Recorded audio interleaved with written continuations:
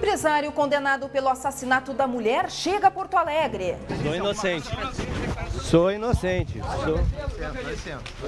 Mais um dia sem reunião da CPI da Saúde. Vereadores voltam a questionar a validade de assinatura de suplente. Luciana Genro responde a acusações de revista. Vou processar a Veja por danos morais. Quem tem internet vai poder acompanhar o trajeto dos caminhões de lixo nas ruas de Porto Alegre. E as chuvas de verão se espalham pelo Rio Grande do Sul na tarde de quinta-feira, 9 de março. Começa agora o Ubra Notícias.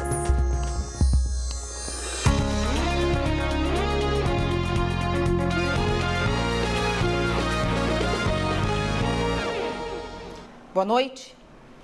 Luiz Henrique Sanfelice já está cumprindo pena no presídio de Montenegro. O empresário foi condenado pelo assassinato da mulher Beatriz Helena Rodrigues em 2004. O corpo da jornalista foi encontrado dentro do carro do casal. Sanfelice estava foragido na Espanha. O empresário chegou a Porto Alegre em um voo da TAM. Na aeronave, Sanfelice foi acompanhado por agentes da Polícia Federal. Do avião, embarcou em uma viatura e foi levado para o Instituto Médico Legal. Ao desembarcar, Luiz Henrique Sanfelice se disse inocente. Sou inocente.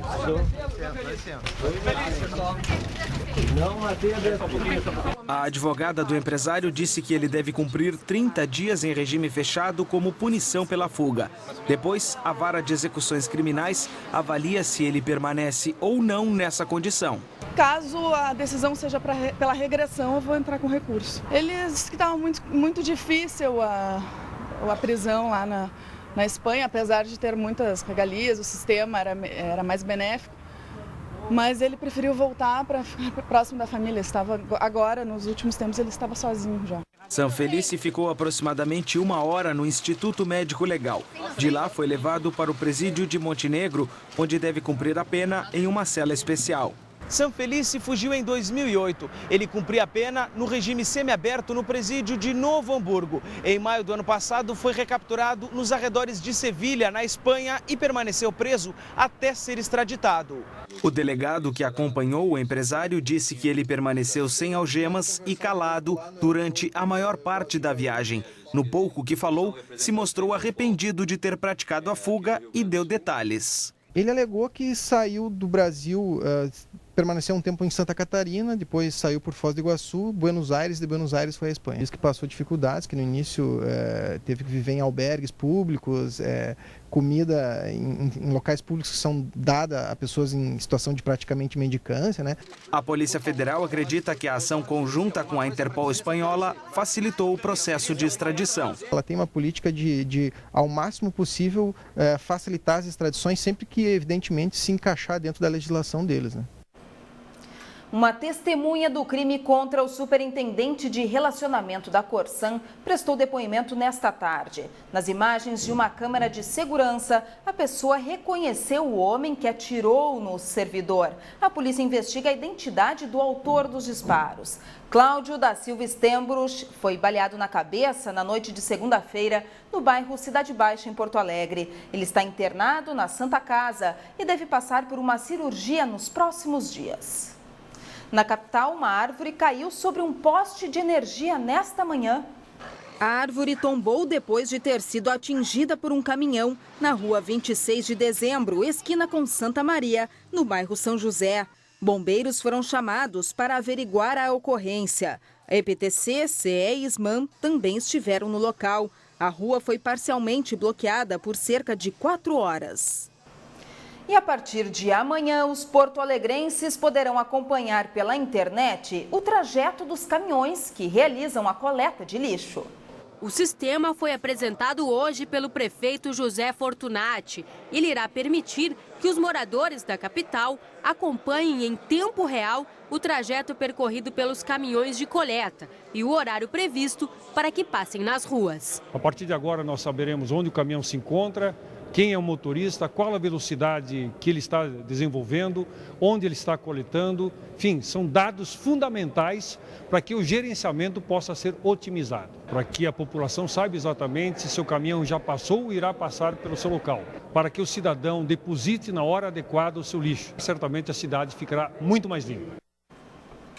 As polícias rodoviárias federal e estadual divulgaram o balanço da Operação Carnaval. Ao todo, ocorreram quase 500 acidentes em estradas gaúchas durante o feriadão. 14 pessoas morreram e 335 ficaram feridas. Mais de 39 mil veículos já passaram pela Freeway no retorno do litoral em direção a Porto Alegre e à região metropolitana. A ex-deputada Luciana Genro respondeu hoje às acusações de tráfico de influência em um projeto de educação que coordena em Porto Alegre. Na edição desta semana, a revista Veja publicou uma reportagem que diz que o cursinho é gratuito e é patrocinado por uma empresa que prestaria serviço de exclusividade ao Banrisul, banco do governo administrado pelo pai de Luciana, Tarso Genro. Sem mandato, Luciana passou a trabalhar como professora de inglês. Ela falou ao programa Cafezinho da Pop Rock e conversou com a nossa reportagem. Segundo ela, a empresa de seguros Icatu presta serviços ao Banrisul desde outros governos e sem dedicação exclusiva. O curso Emancipa é uma iniciativa que começou em São Paulo, através de uma ONG que se chama 19 de Setembro, que desenvolve cursos gratuitos para jovens de baixa renda se prepararem para o vestibular e para o Enem. Nós lançamos a nossa proposta e procuramos várias empresas, entre elas a Icatu. Temos hoje 5 empresas que patrocinam o nosso projeto. O que a senhora achou da reportagem da Veja? Achou uma reportagem leviana? A reportagem da Veja é leviana, irresponsável e mentirosa. Eu já publiquei uma nota no meu site com todos os esclarecimentos a respeito do assunto e, inclusive, anunciando que vou processar a Veja por danos morais. Não ouviu a mim, não ouviu as empresas que patrocinam o projeto. A revista também denuncia o uso das dependências do Colégio Estadual Júlio de Castilhos de Porto Alegre para aulas do cursinho pré-vestibular de Luciana. O cursinho paga aluguel das salas do Júlio de Castilhos, o cursinho paga aluguel do seu escritório, que fica aqui no centro, e o cursinho paga também os seus professores, que são profissionais, inclusive que terão as suas carteiras assinadas. Desde o começo de março, apenas as cidades litorâneas têm recebido chuva, mas em pouca quantidade. A maior parte do Rio Grande do Sul continua sob a influência de uma massa de ar seco e com o sol as temperaturas sobem. Veja como fica o tempo nesta quinta-feira no estado. Durante a tarde, chuvas em forma de pancadas se espalham por praticamente todo o estado, com chuva forte em pontos bem isolados. Os maiores volumes são esperados para a Serra Geral. O oeste continua tendo as temperaturas mais altas, com máximas entre 32 e 35 graus. Na região metropolitana, os termômetros ficam entre 19 e 32 graus.